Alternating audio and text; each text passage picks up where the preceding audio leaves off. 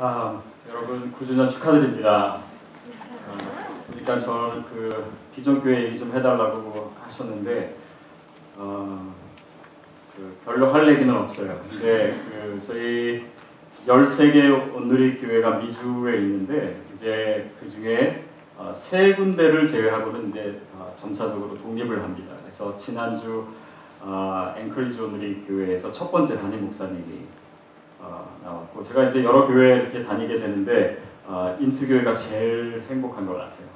마크 목사님이 제일 즐겁게 목회하시는 것 같고, 또 여러분 9년 동안 양육하시면서 얼마나 속을 많이 썩으셨을까. 마크 목사님에게 격려와 위로가 많이 필요한 것 같습니다. 우리 박수 한번 주세요.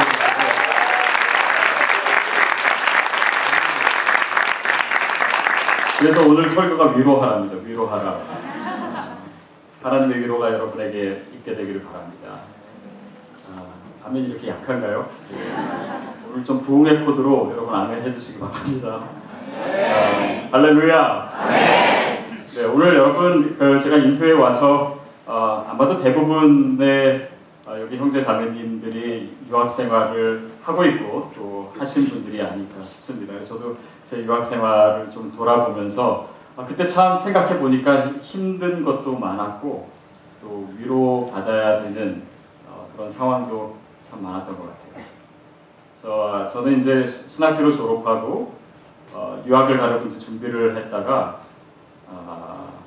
제가 아는 어느 개척교회 목사님이 유학을 가지 말고 1년이라도 좋으니 자신이 개척을 하는 교회에 와서 좀 같이, 그분의 표현으로는 놀다 가는 거예요.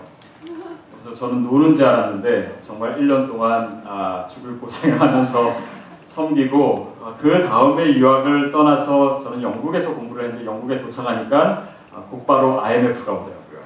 그래서 환율이 2배 반 이렇게 뛰고, 지금 환율이 아마 2,000원도 안 될 텐데 그때 3,300원 이렇게 있고, 아마 90년대 말에 유학생활 하신 분들은 아마 여기는 안 계실지도 모르겠는데 그때 환율이 그랬습니다. 그래서 여러 가지 재정적으로도 쉽지 않고 또 영어도 워낙 안 되는데 가서 또 공부도 어렵고 뭐 그런 시간들을 많이 겪었습니다. 제가 영국에 있다 왔다 그러면 사람들이 굉장히 거기에 뭐 고상하게 있다 온 줄 알아요. 근데 사실은 그때 막 뭐 IMF도 있고 그래가지고 일도 많이 하고 웨이터도 하고 또 웨이터 시험 봤다가 떨어지기도 하고 또 청소는 굉장히 제가 몇 년 동안 청소부로 있었고 또 그런 일도 많이 했어요.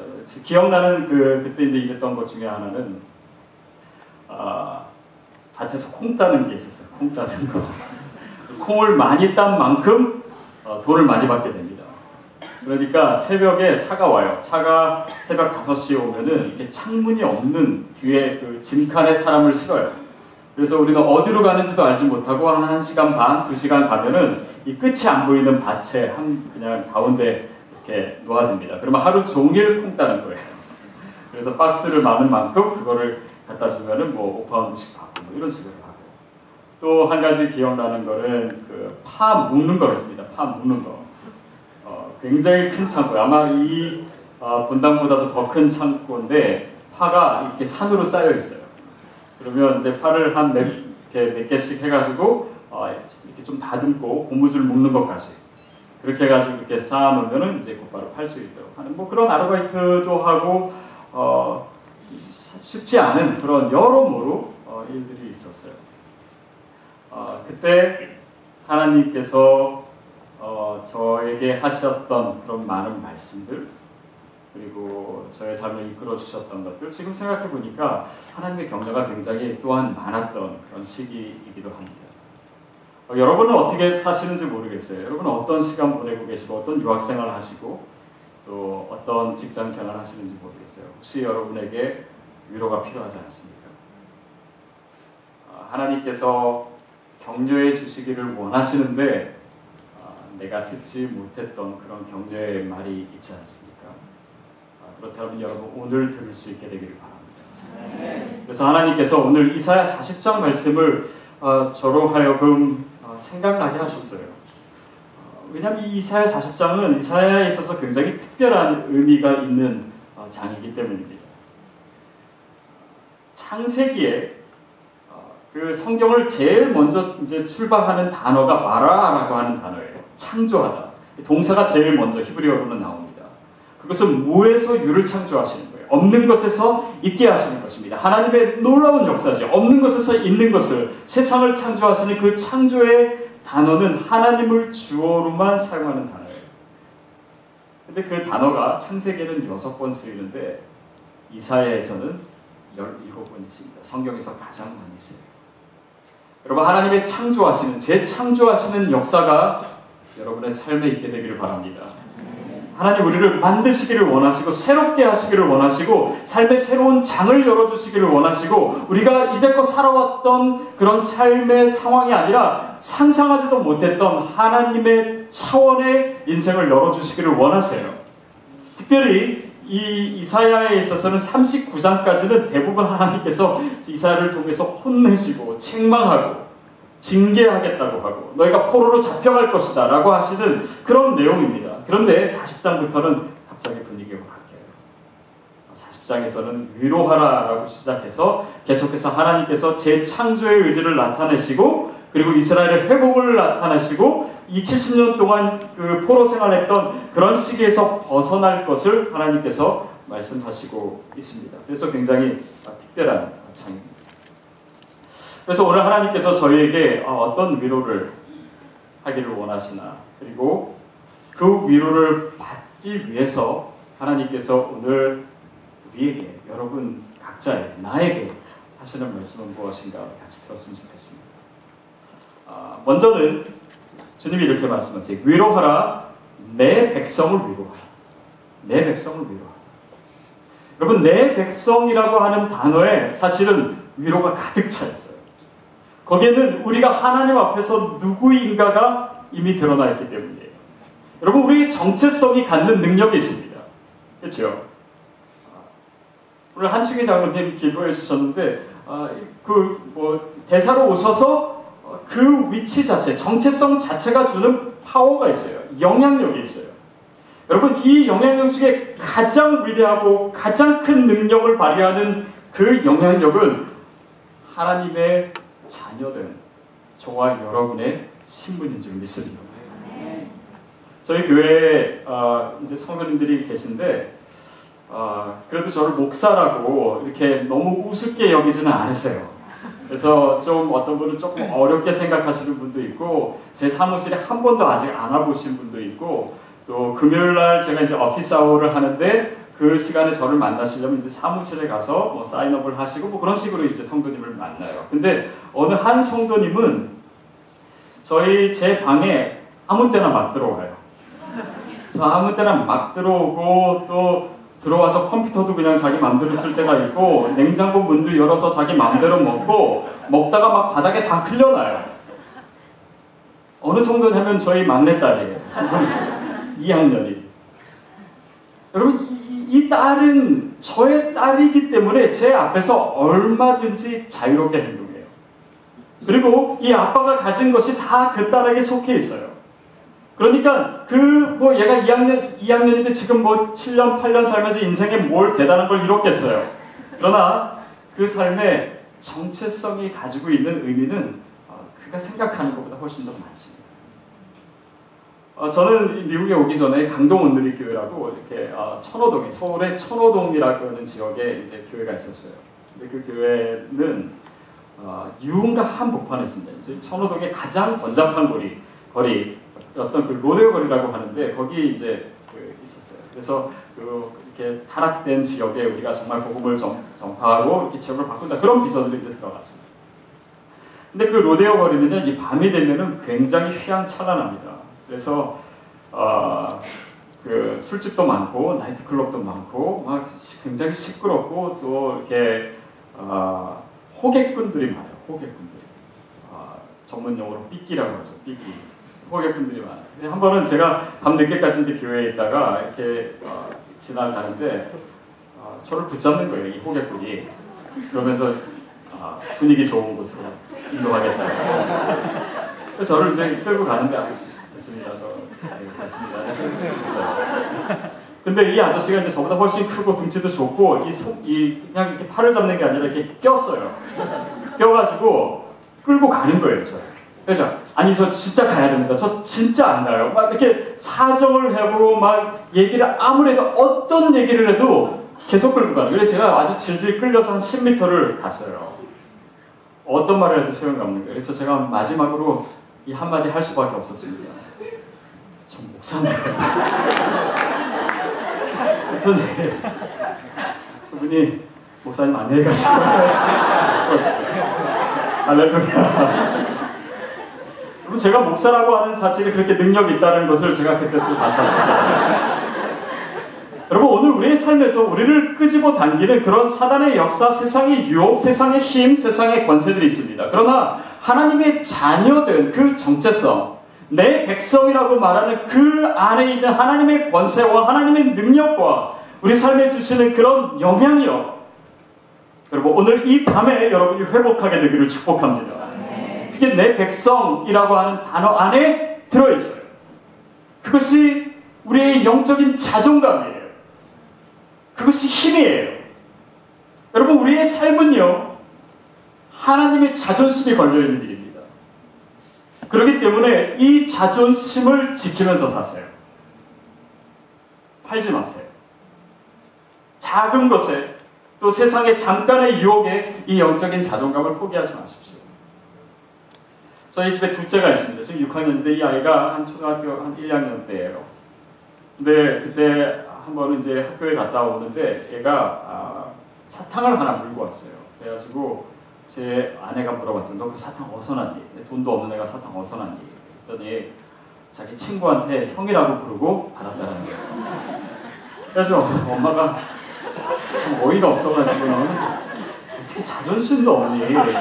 사탕 하나를 형님이라고 부르고 바꾸니? 그랬더니 내가 아니라는 거예요. 그러면서 주머니에 사탕 2개를 더 꺼내면서 3개랑 바꿨다고. 여러분 어쩌면 우리가 크리스천으로 살면서 지금 유학생활을 하면서 의지에 와서 우리를 둘러싼 많은 유혹들 가운데 우리의 자존심을 팔아넘길 때가 있습니다. 그렇기 때문에 우리가 능력을 잃어버리는 것입니다. 그렇기 때문에 하나님의 자녀된 권세가 얼마나 파워 있는 것인지 우리가 체험하지 못하고 사는 것입니다. 하나님께서 이스라엘 백성을 향해서 너는 내 백성이다 라고 하는 것에 이미 이 고난의 의미도 들어있고 하나님의 회복의 약속도 들어있는 것이에요. 내 백성이기 때문에 내가 포기하지 않겠다는 것입니다. 내가 너를 내가 지은 그대로 그 계획 그대로 내가 창조한 목적 그대로 이루기를 원한다. 그리고 그것을 분명히 이룰 것이다. 여러분 그것이 하나님이 저와 여러분을 창조하신 그 사실 가운데 들어있는 거예요. 거기에 내 영적인 자존감이 있는 것입니다. 그렇다면 여러분 오늘 그 자존심 가운데 하나님의 위로를 얻으시기 바랍니다. 내가 누구인지, 내가 하나님 앞에서 누구인지, 하나님께서 나를 만드시고 나를 구원하시고 나에게 그 하나님의 영광된 구원의 복음과 또 그 복된 삶을 사시기 위해서 하나님께서 하신 일들을 한번 헤아려 보십시오. 그렇다면 오늘 우리의 자존감이 다시 한번 회복되고 그 가운데 주님의 능력이 나타날 줄 믿습니다. 하나님께서 위로한다라고 말씀하세요. 그런데 그 위로라고 하는 것은 어떤 컨텍스트에서 주어지냐면 이제 내가 내 백성을 회복시킬 것이다. 너희가 70년 동안 그런 포로 생활, 자존심 상하고 몸과 이 마음이 지칠 대로 지쳐있고 피폐해있고 상처와 그런 피해의식과 무력감과 죄책감과 그런 것으로 가득 차 있는 그 이스라엘 백성에게 내가 너를 회복시키겠다. 그것이 이 위로의 실체예요. 여러분 하나님께서 오늘 저와 여러분을 위로하시는데 그냥 내가 너를 위로한다. 여러분 그 말 자체는 사실은 우리에게 뭔가 피부에 와닿지 않아요. 그냥 위로 아니 도대체 그 실체가 무엇이지? 그냥 우리는 슬픔을 당한 사람이나 어려운 사람에게 그래 그냥 뭐 힘들지 잘 될 거야 라고 얘기하는데 사실은 거기 알맹이가 별로 느껴지지 않으면 그 자체로 위로가 되지 않아요. 그런데 하나님께서 위로하신다고 하실 때는 이 회복이라고 하는 이스라엘 백성을 다시 한번 그의 영광 가운데 세우겠다고 하시는 그 하나님의 계획과 하나님의 의지와 하나님의 약속이 분명히 들어있는 거예요. 여러분, 그 약속을 우리가 어떻게 발견합니까? 그것이 바로 하나님의 말씀이에요. 여러분, 하나님의 말씀이 저와 여러분을 위로합니다. 하나님의 말씀이 우리의 삶을 이끌어가요. 하나님의 말씀이 우리의 삶을 위경에서 건져내십니다. 하나님의 말씀이 우리 삶의 실체가 돼요. 그러니까 그 말씀이 살아 역사에서 움직이는 것, 그것을 믿는 자가 바로 저와 여러분 아니에요? 그러기 위해서 우리가 이 시간 말씀을 듣고 있지 않아요?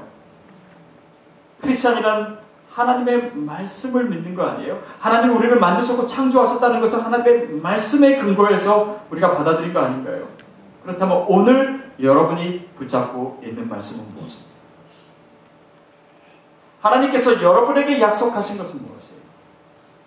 정말 분명한 하나님의 음성을 듣나요? 그것이 다른 사람이 아니라 그냥 공허하게 들려지는 설교가 아니라 그냥 큐티가 아니라 나에게 말씀하시는 하나님의 약속을 여러분 가지고 계세요. 그리고 그것을 붙들고 있습니다. 여러분, 그것이 오늘 주님께서 우리에게 회복시키기를 원하시는 거예요. 이스라엘 백성에게 회복을 약속하신 하나님의 말씀이 이사야 선지자를 통해서 들려지는 것인데 우리가 그것을 들어야 해요. 저는 이제 미국에 올 때 저에게는 굉장히 큰 고민이었어요. 제가 7년 반 정도 학교에서 풀타임으로 가르치고 있었고 또 강동원 누리교회를 맡고 있었고 저에게 있어서는 이렇게 교수와 목회를 같이 하는 것이 굉장히 큰 축복이라고 생각했고 제가 배우는 것이 참 많았어요. 그리고 제 삶의 의미가 거기에 있다고 생각했기 때문에 이렇게 이민교회는 저는 생각해 본 적도 없고 또 학교를 그만두는 것도 생각해 본 적이 없었어요. 근데 이것이 혹시 하나님의 뜻일까를 생각하기 위해서 기도원에 갔습니다. 저에게 그런 제안이 있었습니다. 그리고 기도했어요. 그리고 하나님의 뜻이라면 제가 떠나겠습니다 라고 하는 순종하는 마음을 가졌습니다. 그때 제가 기도원에서 들어가면서 하나님께 요청한 것이 있었어요. 하나님, 제가 어디에 있건 한국에 있던 학교에 있던 교회에 있던 그것은 저에게 중요하지 않습니다. 그런데 제가 이제 앞으로 주님이 주신 시간만큼 사역을 할 텐데 주님, 저에게 이 전환점에서 제가 인생을 붙들 수 있는 하나님의 말씀을 주세요. 그 말씀을 주시기 전에는 제가 이 기도원에서 떠나지 않겠습니다. 그 말씀을 주시기 전에는 제가 이 기도의 자리에서 일어나지 않겠습니다. 그래서 하나님의 말씀을 사모하면서 기도의 자리에 앉았어요. 그래서 기도하기 시작했습니다. 1시간, 2시간, 3시간 기도했어요. 아무 말씀도 안 하십니다. 아니, 좀 속으로 좀 걱정이 됐습니다. 왜냐하면 제가 말씀 받기 전에 안 일어난다고 했는데 하나님 계속 이렇게 앉으시니까 제가 지금 좀 졸리고 피곤하고 지금 무릎도 아프고 그런데 어떻게 해야 될지 몰라서 그럼 오늘은 일어나겠습니다. 이렇게 말씀드리고 그리고 왔어요. 그 다음 날 기도했어요. 1시간, 2시간, 3시간 아무 얘기도 들리지 않아요. 내일은 가는 날인데 오늘까지 이렇게 나오시면은 제가 처음에 정말 이렇게 자신있게 주님께 요청한 게 굉장히 부끄럽기도 하고 또 하나님 왜 말씀을 주실 만도 한데 이 시점에서 왜 안 주십니까? 그래서 둘째 날도 그냥 오늘도 또 들어가서 자겠습니다. 들어갔어요. 여러분, 저는 그때까지요. 저는 모태신앙으로 태어나서 이렇게 하나님 말씀대로 부모님이 저를 양육해 주셨고 그리고 장로교 굉장히 엄격하고도 또 조금 이렇게 전통적인 교회에서 자라났습니다. 하나님의 음성을 귀로 듣는다 그런 거는 기대하지도 않았고 또 그런 것을 그렇게 믿지도 않았어요. 그리고 그런 경험도 없었어요. 근데 둘째 밤날 이렇게 기도를 하고 이제 셋째 날이 돼서 아침에 일어났는데 제가 잠이 좀 덜 깼는지 무슨 소리가 들려요. 소리가 이렇게 계시록에서 말하는 물소리 같이 굉장히 많은 소리가 들려요. 사방에서 그런데 그거는 이렇게 하나의 목소리가 아니라 수백 수천의 목소리가 이렇게 물결 소리처럼 들리는 거예요. 그래서 소리가 굉장히 크다. 근데 그 음성을 계속 듣고 있으니까 그 음성이 한 30분에서 40분 정도 계속했어요.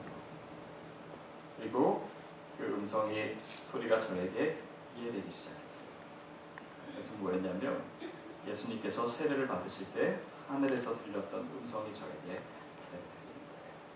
이는 내 사랑하는 자요, 내 기뻐하는 자요.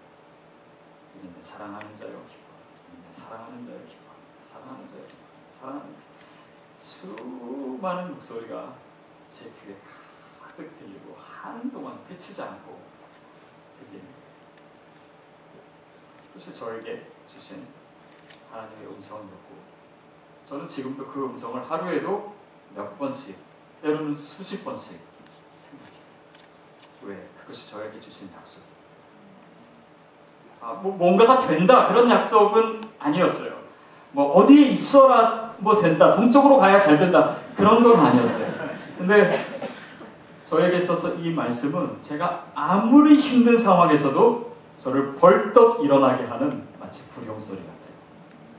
늘 힘을 얻게 해요.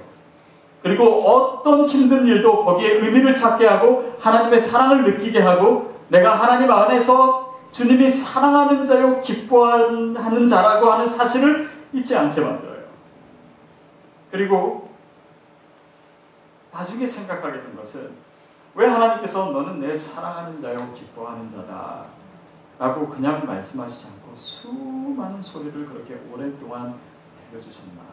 이것은 제가 가는 곳마다 이 음성을 필요로 하는 사람이 있다라고 하는 생각으로 하나님께서 저에게 주셨어요. 혹시 이 가운데 하나님 정말 나를 사랑하시나? 아니 저 사람 또 세상 다른 사람들을 사랑하실지라도 나는 사랑하시지 않아요.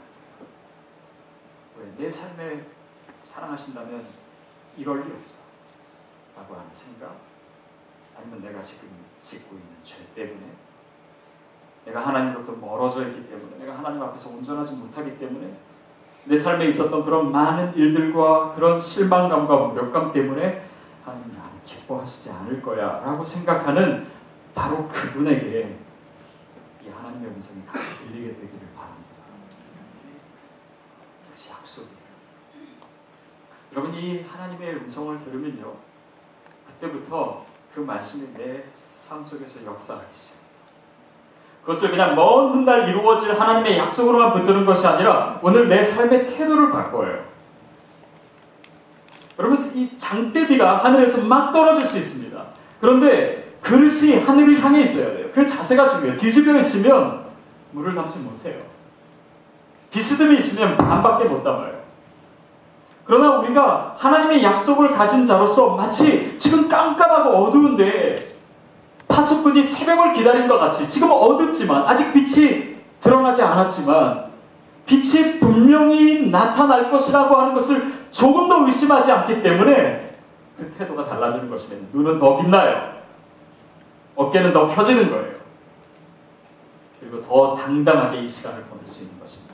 그것이 하나님의 약속을 가진 자예요. 하나님의 약속을 가진 자는 그래서 미래를 앞당겨서 살아요. 왜? 그것이 너무나 확실하니까. 내가 지금 눈으로 보고 있는 내 현실보다도 더 확실하니까. 그것이 믿음 아닌가요? 여러분 믿음이라고 하는 것은 바로 소망이라고 하는 것은 그 미래를 앞당겨서 하는 거예요. 여러분에게 그런 믿음이 있게 되기를 축복합니다. 제가 오늘 저도 유학생활 했던 얘기를 좀 더 나누고 싶은데 그때 너무 어려웠어요. 근데 결혼도 했고 그런데 뭐 가진 돈은 별로 없고 그래서 이렇게 물건을 살 때마다 그때 고민했던 것 같아요.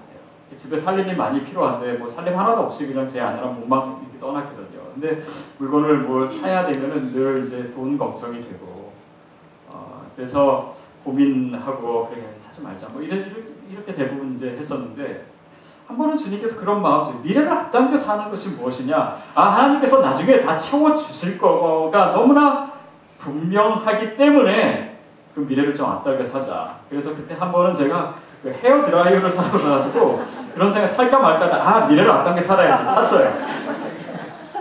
그래서 좀 습관이 됐던 적이 있습니다.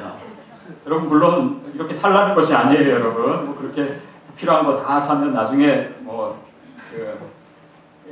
안 되죠. 근데 미래를 앞당겨서 하는 것은 무엇일까? 하나님의 약속을 믿고 그분을 전적으로 신뢰하며 사는 것이에요. 그렇다면 내 삶의 태도가 바뀌어지고 오늘 내 고민이 더 이상 고민이 안 될 수 있어요. 그것이 또한 이 상황을 통해서 하나님께서 무엇을 말씀하시고 어떻게 내 삶을 이끄시는가에 대해서 확실히 다 몰라도 괜찮아요. 주님을 신뢰할 수 있어요. 저는요, 그래서 돈 걱정을 굉장히 많이 했었고 그 당시에 보통 큐티를 하면은 믿음이 생기고 막 확신이 생겨가지고 이렇게 하나님 저 걱정 없습니다. 주님 믿습니다. 막 이렇게 해야 되는데 늘 큐티 노트에 보면은 돈을 계산하는 게 있어요. 숫자가 이번 달에 얼마 들어오고 얼마 나가고 등록금 언제 내야 되고 뭐 계산이 늘 안 나오니까 그러는 가운데 제가 그 여러 군데 이제 장학금을 알아보고 장학금 어플라이를 이제 그 학교에서 주는 장학금을 어플라이했어요. 이게 5,000파운드짜리였어요. 5,000파운드는 얼마가 되냐면 한 10,000불 정도 되는 장학금이었어요. 이게 저로서는 이제 큰 액수였죠. 근데 이제 거기에 어플라이 했는데 누가 전해주는데 제가 거기서 됐다라고 하는 소식을 전해주는 거예요. 아직 제가 공식적으로 답을 받지는 않았는데 그래서 잘 됐다. 이거면 또 얼마 동안 살 수 있겠다. 이렇게 이제 생각하고 있었는데 한 달을 기다리고 두 달을 기다려도 편지가 안 오는 거예요. 그래서 저 사람 잘못 알았나 보다. 그러니까 우리 됐다라고 싶다가 나중에 편지가 안 오니까 더 실망스럽더라고요. 그리고 있다가 제가 늘 그렇게 또 그날 또 큐티하면서 계산하고 큐티하면서 그렇게 지내다가 하나님께서 그때 주셨던 말씀이 마태복음 11장 28절 수고하고 무거운 짐진 자들아 다 내게로 근데 그 말씀을 제가 붙였어요. 제가 수고하고 무거운 짐을 지고 있대요. 근데 그 무거운 짐이 그래서 하나님이 주어주신 게 아니라 제 스스로 지고 있는 짐이라는 생각을 묵상을 했어요. 아니 공부 마치는 것이 그게 뭐 그렇게 중요한가? 어차피 하나님이 원하시면은 하나님이 주실 것이고 어떤 방법으로든 뭐 주실 것이고 하나님이 원치 않으시면 내가 아무리 애쓰고 알아보고 발버둥 친들 그것이 무슨 의미가 있겠습니까? 그것이 될 것도 아닌데 주님을 신뢰하죠. 그리고 그 짐을 내려놓게 했어요. 그리고 그 이후로 제 마음이 바뀌었어요. 주님께 인도받는 삶을 내려놓음을 통해서 조금씩 체험하게 됐어요. 여러분 근데 거기에 비밀이 있습니다. 우리가 하나님의 약속을 붙든다, 하나님의 말씀을 붙든다 라고 하는 것은 그 붙드는 모습 속에 그 약속의 성취가 포함되어 있어요. 왜냐하면 하나님의 약속은 그 약속을 믿는 자에게만 이루어지기 때문이에요. 그렇기 때문에 그 약속을 듣고 하나님을 전적으로 신뢰할 수 있다면 하나님이 약속하신 그것이 분명히 이루어집니다. 그리고 또 며칠이 지났어요.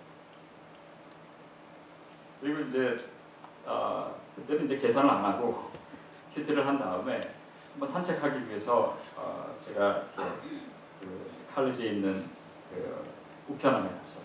우편함에 갔는데 편지가 하나 와 있는 거예요. 제가 열어보고 굉장히 놀랐어요. 왜냐하면 그 편지에 뭐가 써 있었냐면 저에게 2년 동안 전액 장학금과 생활비까지 다 포함한 장학금, 학교에서 주는 제일 큰 장학금이 저에게 2년 동안 주어졌다라고는 편지였어요. 좀 이상하죠. 왜냐하면 그 장학금은 제가 어플라이한 장학금이 아니에요. 근데 이상한 편지가 와 있는 거예요. 그래서 이것이 어떻게 된 건지 제가 학교에 가서 알아봤어요. 근데 제가 나중에 알게 된 사실은 제가 처음에 어플라이했던 그 5,000파운드가 제가 선정이 됐대요. 어떻게 선정이 되냐면 얘가 이 학생이 훌륭해서가 아니라 가장 불쌍한 학생이기 때문에 이 학생에게 줘야 된다. 그래서 이제 그랬는데 저희 교수님과 또 제 슈퍼바이저가 있었는데 슈퍼바이저가 그 커미티에 있었고 제 사정을 잘 알고 있었어요. 근데 이제 아시아 국가가 다 IMF에 있었기 때문에 어려운 거 잘 알고 있었고. 근데 제를 아는 교수님이 이 학생은 5,000파운드 받아도 어차피 등록금 다 못 낸다. 그러니까 이 장학 어플리케이션을 학교에서 주는 더 좋은 장학금 커미티에 보낸 거예요. 저한테 얘기도 안 하고. 그리고 하나님께서 그 마음을 감동시키셔서 저에게 주셨던 거죠. 제가 굉장히 중요한 사실을 하나 깨달았어요. 그것은 그 사건을 통해서 주님께서 저에게 주신 것은 돈이 아니라 주님을 신뢰할 수 있는 능력이에요. 주님의 약속을 붙들 수 있는, 그리고 일평생 주님의 약속을 신뢰하며 갈 수 있는 하나의 좋은 기회를 저에게 주셨던 거예요. 저는 여러분에게도 그런 체험이 있게 되기를 바랍니다. 하나님의 약속은 실체가 있는 약속이에요. 그렇기 때문에 그 말씀 자체에는 능력이 있고 하나님의 진정한 위로가 있습니다. 그것은 그냥 공허한 얘기가 아니에요. 하나님께서 우리의 삶을 붙들고 계시다라고 하는 증거예요. 그 말씀을 통해서 그 말씀을 약속으로 붙잡는 자에게 하나님의 놀라운 일들이 예비되고 있다라고 하는 사실입니다. 여러분, 그 실체가 있는 하나님의 말씀을 여러분 들으셔야 돼요.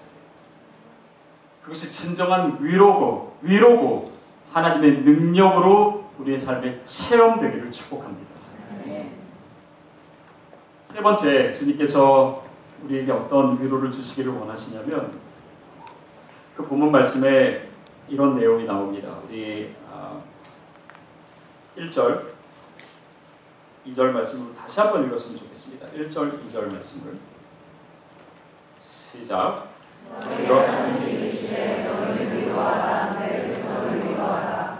너희들은 예루살렘의 마음에 닿도록 말하며 그것을 외치라. 그 노역의 때가 끝났고 그 죄악이 사함을 받았느니라. 그의 모든 죄로 말미암아 여호와의 손에서 너를 배나 받았느니라 할지니라 하시니라. 그 위로하라라고 하는 말씀 중에 뒤에 뭐가 나오냐면 예루살렘의 복역의 때가 끝났다 라고 얘기합니다. 형벌도 다 치렀다. 형벌도 다 치렀다는 거예요. 물론 이스라엘 백성이 죄를 범했습니다. 그래서 70년간의 포로 생활과 어려움이 있었을 거예요. 근데 하나님께서 원하시는 지금 이 상황에서 주님께서 주시는 말씀은 너희가 잘못한 것이 있더라도 이미 그 형벌을 다 치렀기 때문에 그 죄책감에서 벗어나라고 하는 것이에요. 형벌을 치렀다라고 하는 것입니다. 형벌을 2배나 치렀다는 거예요. 근데 2배를 치렀다라고 하는 말씀이 저에게는 처음에는 해석이 잘 안 돼요. 왜냐하면 하나님이 그 이스라엘 백성이 죄를 1만큼 지었는데 2만큼 치르게 하셨을까? 그것은 하나님이 일하시는 방법이 아니에요. 그래서 우리는 조금 더 복음적으로 생각할 필요가 있는데 우리가 물론 죄를 졌습니다. 우리는 어려움을 당해도 쌓여. 그런 일들이 우리 삶에 죄가 있어요. 그런데 하나님께서 형벌을 치르셨어요. 주님께서 2배로 치르셨다는 것은 단지 그냥 2배가 아니라 예수 그리스도의 피로 우리의 모든 죄를 사하신 줄 믿습니다. 그러니까 형벌이 우리가 생각하는 것보다 훨씬 더 많은 대가를 주님께서 치르신 거예요. 그러니 우리가 그 죄책감에서 벗어나야지, 그 상처에서 벗어나야 하나님의 위로를 받을 수 있어요. 우리가 이 상처 안에서, 죄책감 안에서 갇혀 있는 만큼 하나님의 위로의 음성을 듣지 못해요. 주님의 말씀을 주님의 말씀으로 받지 못합니다. 상처가 있고 죄책감이 있고 내 마음을 억누르는 것이 있으면요, 좋은 말도 나쁘게 들려요. 그러니 힘든 말은 더 못 받아들이죠. 공부 잘하는 사람에게 너 좀 그것도 모르냐 이렇게 말하면은 그 상처가 아니에요. 근데 정말 무식한 사람에게 너 그것도 모르냐 이러면 달려들어요. 그래, 나 무식하다. 너무 무식한 나한테 좀 맞아볼래? 이렇게 나오는 사람이 있어요. 부자는, 돈이 있는 사람은 이렇게 짝퉁 가방을 해도 괜찮아요. 또 다른 사람도 그 짝퉁이지 그래. 그래, 길거리에서 샀어. 이렇게 얘기하면 돼요. 근데 가난한 사람에게 너 그 짝퉁이지 그러면 굉장히 화낼 수 있어요. 자존심 상하게 될 수 있어요. 여러분, 우리가 이민사회에서 또 이 유학생 사회에서 억눌리면서 살 때 우리의 성품을 조심해야 돼요.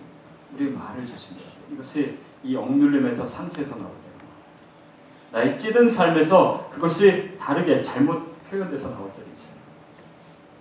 어쨌든 하나님께서 이스라엘 백성에게 하여금 백성으로 하여금 그 죄책감에서 벗어나라라고 얘기하십니다. 여러분, 시편 3편을 보면 다윗이 아들 압살롬으로부터 쫓겨나서 지은 시가 나와요.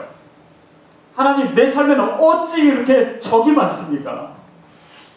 지금 천만인이 나를 둘러싸고 있습니다. 주님, 저들이 저를 놀리고 있습니다. 하나님이 더 이상 너와 함께하지 않는다라고 얘기합니다.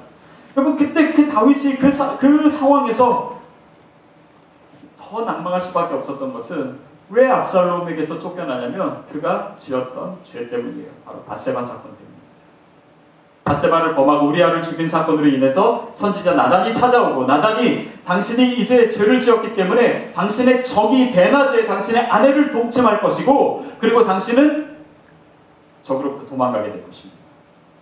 그것이 그대로 이루어진 거예요.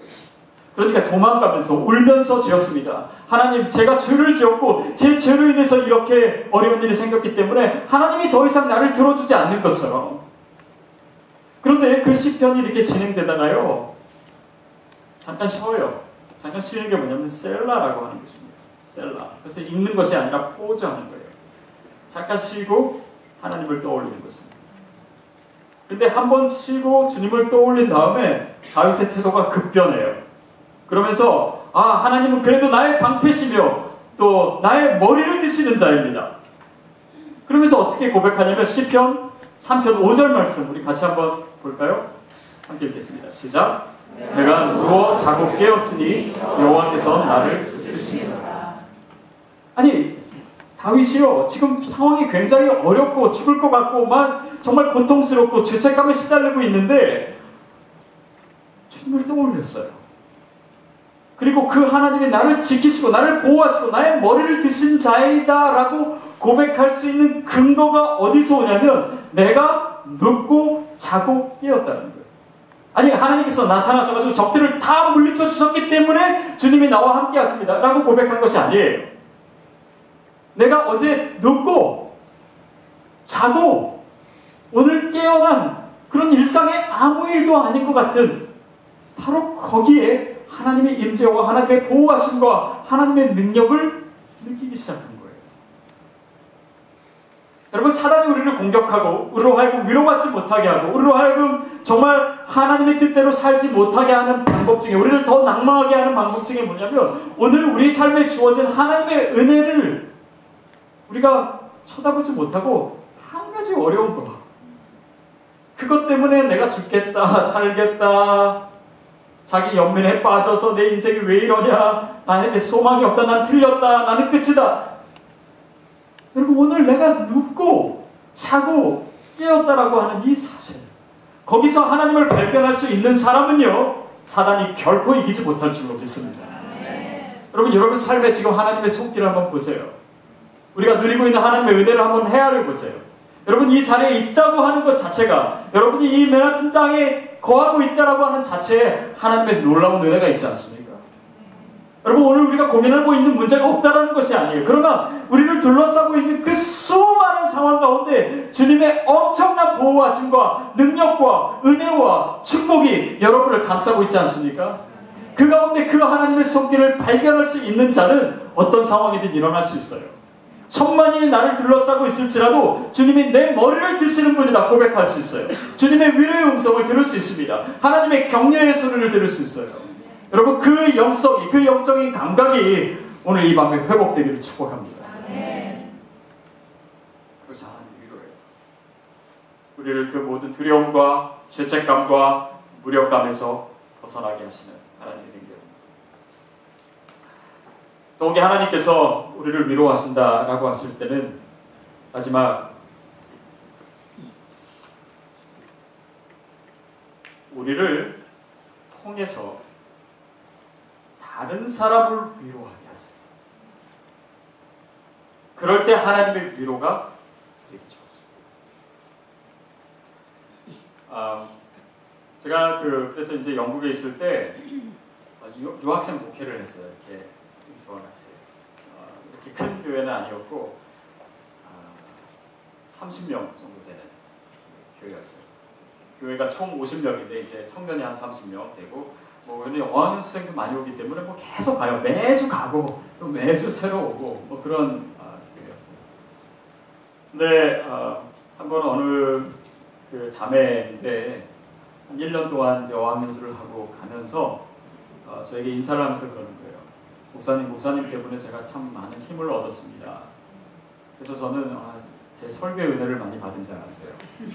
그러더니 제가 그 자매를 볼 때 이렇게 미소 지어준 거, 그거에 힘을 그렇게 받았다는 거예요. 아니, 이 얼굴로도 이렇게 위로가 될 수 있구나라는 것을 제가 그때 처음 알았어요. 근데 그 당시에 아까 말씀드렸지만 저도 참 많이 위로받아야 되는 상황이었어요. 힘들고 어려운 것이 많았어요. 공부도 막 정말 놓고 싶을 때가 있었어요. 근데 하나님께서 저를 위로의 도구로 사용하셨어요. 그것을 통해서 하나님께서 저에게 주신 위로와 은혜는 제가 상상할 수 없을 만큼 큽니다. 제가 신대원 다닐 때는 정말 성령의 능력을 받겠다라고 하는 열정이 굉장히 강했어요. 그래서 신대원 3년 동안 매주 금요일 밤에 철야 예배를 그 기도원 또 집회 있는 곳을 제 친구 3명이랑 같이 늘 찾아다니면서 다녔습니다. 그리고 한 번은 그때 한창 이제 비냐드가 그 한국에 굉장히 이제 소개되고 막 퍼질 때인데 비냐드 집회를 참여했어요. 일주일짜리였어요. 그래서 거기에서 보니까 막 이렇게 기도하면 사람들 넘어지고 막 그러더라고요. 네, 저 능력을 받아야 돼요. 라고 해서 저도 이제 집회에 열심히 참석하고 막 기도하고 그리고 이제 거기서 막 이제 기도하면 막 사람들이 막 넘어지는 거예요. 근데 저만 안 넘어져요. 저만. 제가 의심도 많고 생각이 많고 그래가지고 처음에는 그랬어요. 좀 버텼어요. 이렇게 다른 사람 다 넘어져도 나는 저거 속아 넘어가면 안 돼. 그렇게 해가지고 딱 한 다리 뒤에 두 다리 힘을 주고 안 넘어갔어요. 그때 막 그 집회는 아닌데 어떤 집회에서는 이렇게 막 밀더라고요. 그래서 일부러 넘어지기도 하고. 근데 한 이틀 지나니까 저만 안 넘어지니까 이게 좀 이상한 거예요. 내가 죄가 많아서 안 넘어지는 건가? 막 그러다가 넘어지고 싶었어요. 근데 안 넘어져요. 토요일까지인데 제가 금요일 밤까지 안 넘어졌습니다. 그래가지고 포기했어요. 포기하고 나는 넘어지지 않는 그 체질인가 보다. 그래서 포기하고 다른 사람을 위해서 이제 기도하라는 거예요. 다른 사람을 위해서. 그래서 이제 제가 넘어지는 건 포기했기 때문에 다른 사람이라도 한번 넘어뜨려야지 라고 생각하면서 이렇게 기도했어요. 근데 제가 기도하는 가운데 제가 넘어졌어요. 모르겠어요. 그 의미가 뭔지는 저는 그 당시도 헤아리지 못했고 지금도 뭔지는 모르겠어요. 저는 꼭 넘어져야지만 성령의 역사다. 지금도 그렇게 생각하지는 않아요. 근데 하나님께서 저로 하여금 깨닫게 하신 것은 내가 받으려고 할 때가 아니라 주려고 할 때 내가 받게 된다는 사실이었어요. 여러분, 우리의 위로에는요 하나님의 능력이 담겨 있습니다. 옥시토신이라고 하는 호르몬이 있어요. 그것은 우리 몸에서 이렇게 발산이 됐을 때 우리로 하여금 훨씬 더 열정이 있게 하고 또 우리의 능력을 잘 발휘할 수 있게 하고 또 특별히 우리가 그 감동을 받을 때 우리 몸에서 생성되는 호르몬입니다. 근데 이 호르몬이 언제 가장 많이 분비가 되냐면 내가 다른 사람을 위로할 때, 내가 다른 사람을 격려할 때 그 호르몬이 나에게서 가장 많이 생겨요. 하나님이 해하신다. 그리고 9년 동안 인트 오늘의 교회가 지금까지 오면서 저는 목사님이 참 여러분에게 많은 격려와 위로도 하셨으리라고 생각되지만 사실 목사도 위로해요. 근데 위로하면서 하나님이 위로해주세요. 그 은혜가 목사님에게 분명히 있었으리라고 저는 알아요. 여러분에게도 마찬가지입니다. 하나님의 정말 큰 위로를 받기를 원하세요? 그렇다면 다른 사람을 안아주십시오. 다른 사람의 손을 잡아주세요. 여러분이 경제적으로 굉장히 어렵습니까? 다른 사람을 도와주세요. 작게 거기에 하나님의 은혜의 통로가 열리게 됩니다. 내가 힘들고 어렵고 지쳐 있습니까? 그렇다면 여러분 옆에 힘들고 어렵고 지친 영혼을 위로해주세요. 그것이 하나님의 방법이에요. 위로하라. 내 백성을 위로하라. 하나님의 명령으로 주어집니다. 여러분 명령이 주어질 때는 여러분 성경을 읽다가 큐티를 하다가 설교를 듣다가 명령이 주어지죠? 그러면 그 명령을 꼭 붙잡으세요. 왜냐하면 명령 뒤에는 항상 약속이 있어요. 만나와 메추라기를 6일 동안은 거두고 7일 때 거두지 말라라고 약속하시죠. 그러면 그 6일 때는 2배를 얻는 하나님의 약속이 분명히 있는 것입니다. 안식일날 쉬라라고 명령하시면 그 안식일날 내가 일 안 하면 안 될 것 같은데 여러분 하나님이 채워주시는 분명한 약속이 있기 때문에 그런 것이에요. 여러분 위로하라라고 하는 명령이 지워진다면 여러분 그 뒤에 담긴 하나님의 놀라운 비밀을 기대하십시오. 그래서 명령에 순종할 때 하나님께서 내 삶에 어떻게 하시는지를 여러분이 이 유아기 기간 동안 아니면 여기서 살아가는 이 시간 동안 체험하게 되기를 바랍니다. 그것이 하나님의 위로의 통로예요. 하나님이 우리를 위로하시는 방법이에요. 위로하라. 내 백성을 위로하라. 여러분 그 백성은 여러분 나 자신이에요. 내 옆에 있는 사람. 교육자들에게도 위로가 필요합니다. 여러분 늘 격려해 주시죠? 그래야 더 큰 위로가 여러분에게 부어질 줄 믿습니다. 그래서 하나님의 풍성한 위로가, 하나님의 만지심이, 하나님의 격려가 여러분의 삶에 가득하게 이전보다 상상할 수 없을 정도로 더 넘치게 되기를 주님의 이름으로 축복합니다. 같이 기도했으면 좋겠습니다.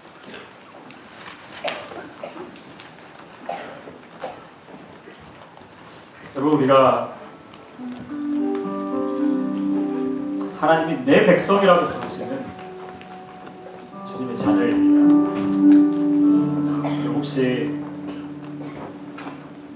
하나님 아버지가 분명히 내 옆에 계시는데 고아처럼 사시지 않으셨어요. 부모가 없는 것처럼, 하나님의 보호하심이 없는 것처럼, 하나님의 약속이 없는 것처럼, 하나님의 임재를 느끼지 못하고 혹시 그냥 외롭게 아무 도움이 없는 것처럼 살고 있지 않았습니까? 여러분 오늘 여러분의 마음 가운데 주님이 새겨주시는 말씀은 너는 내 백성이다, 너는 내 딸이야, 너는 내 아들이야 라고 하는 것입니다. 여러분 그 영적인 자존감을 여러분의 심령 가운데 지금도 하십시오. 그 자존감이 능력이 될 것입니다. 그것이 하나님의 역사하시는 통로가 될 거예요. 하나님 제가 주님의 딸입니다. 하나님 내가 주님의 아들이에요. 하나님 나를 구원하시기 위해서 주님께서 그 아들을 주신 세상의 어떤 것과 비교할 수 없는, 바꿀 수 없는 그 놀라운 천지보다도 귀한 그 가치가 우리 저입니다. 하나님 그 자존감 회복되게 해주시옵소서. 그 능력 회복하게 하여 주시옵소서. 하나님 그 주님의 말씀과 약속을 의지하게 하여 주시옵소서. 우리가 또 한 가지 같이 기도할 것은 하나님 주님의 말씀을 나에게 주시옵소서.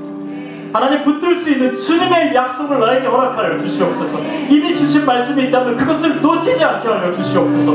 붙들게 하여 주시옵소서. 그 음성, 그 자존감, 내 정체성, 그 말씀 이 시간 우리의 심령 가운데 주님 부어주시옵소서. 이 시간 함께 기도할 때 우리 주여 3번 외치며 함께 통성으로 기도하겠습니다.